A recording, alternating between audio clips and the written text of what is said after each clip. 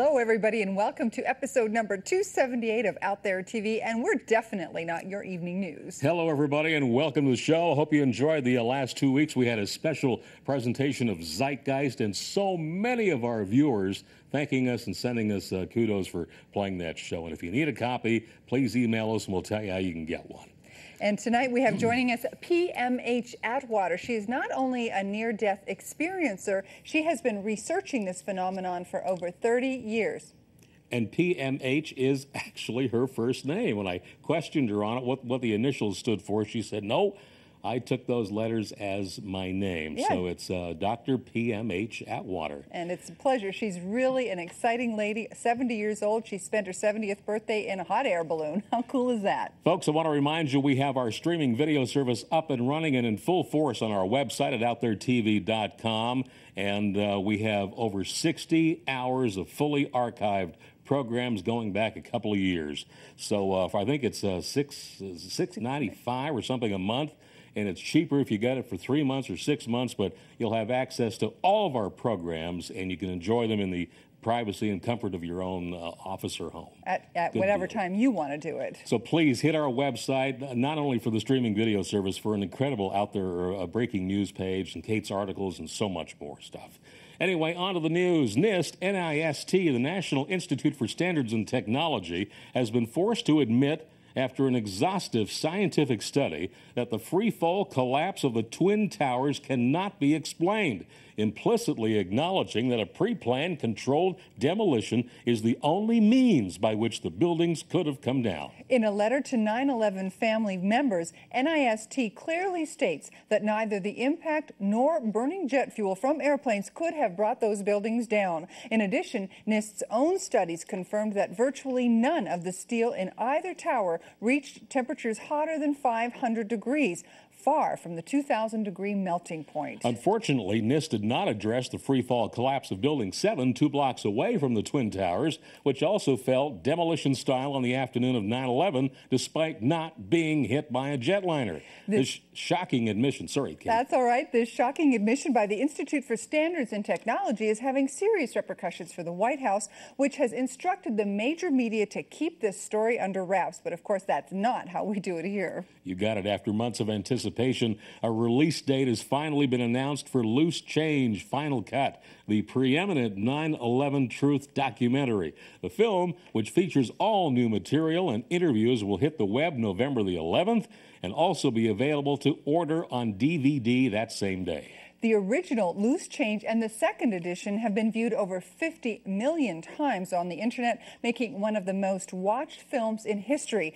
However, the new Final Cut version goes above and beyond, making it not simply the third in a trilogy, but a completely new film with oodles of unseen footage, commentary, interviews, and eyewitness testimony. Dylan Avery, one of the film's producers, says the movie is being rushed out before the end of the year as a safeguard to prevent another false flag event and even more government-sponsored terror. The film will also be in selected cinemas in 2008 across the U.S., and the Loose Change team is encouraging people everywhere to ask their local theaters to screen this new documentary. Final Cut will feature all new footage and exclusive interviews with firefighters, police officers, EMTs, and other key officials who were all eyewitnesses to multiple secondary explosions in the Twin Towers. More importantly, the film will prove once and for all, beyond any shadow of a doubt, that 9/11 was orchestrated by secret sources from inside the U.S. government. U.S. border agents have stepped up scrutiny of Americans returning from Mexico, creating massive delays at the border not seen since the months after the September 11th attacks. The increased enforcement is a dress rehearsal for new rules, which will take effect in January, that will require Americans to show an RFID chip-embedded passport to re-enter the United States. Check this out. In other words, if you and your family take a day trip to Tijuana and don't have the proper microchipped identity papers, you'll not be allowed re-entry into the U.S., even if you're a citizen.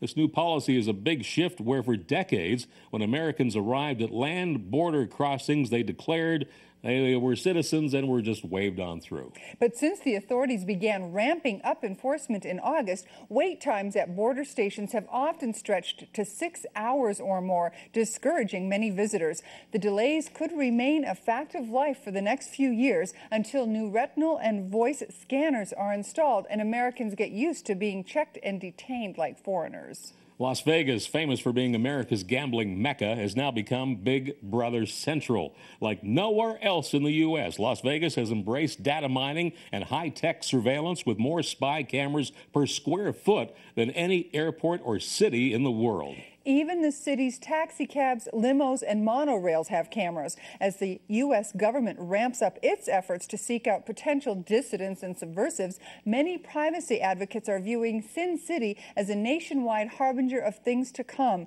In a secret underground rooms in casinos across Las Vegas, teams of surveillance specialists are busy analyzing information about millions of guests, players, and employees. Relying on spy cams in nearly every cranny of the casinos, they photograph, study, and evaluate everybody. Acting like their own version of Homeland Security, Las Vegas hotels are seeking the answers to two fundamental questions. Number one, who are you? And two, what are you doing in Las Vegas? In the surveillance room of the Stratosphere, for example, 50 monitors are linked to 3,000 cameras from the casino entrance to the tower observation deck, where agents keep an eye 24/7. Guests are basically on camera from the moment they enter the hotel. The question is, are spy cameras in the rooms and bathrooms? No one seems to know because the hotels won't say one way or another. What's troublesome to Barry Steinhardt of the ACLU is that America has quickly become a collection of surveillance technologies working together to form a vast machine, much more sinister than Orwell's Big Brother. Steinhardt says if it isn't just video surveillance and face recognition or license plate readers or even RFID chips, it's that all of these technologies are converging to create a total and complete surveillance society. And it's simply come too far. There is now no way out. And we're going to a commercial break right now. When we come back, Morgellons disease. It's affected thousands of people throughout the country, and we'll learn what the CDC has to say.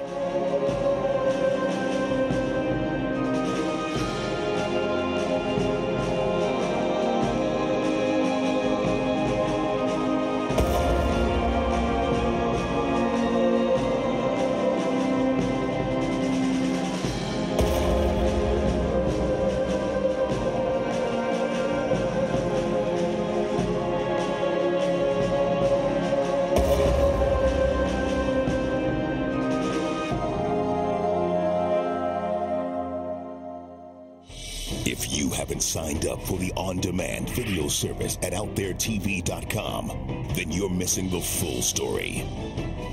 Watch the latest TV broadcast and gain exclusive access to search over 60 hours of episodes and shocking free documentaries, including The Kill Shot. Everything you see here will be scrap metal. Loose Change,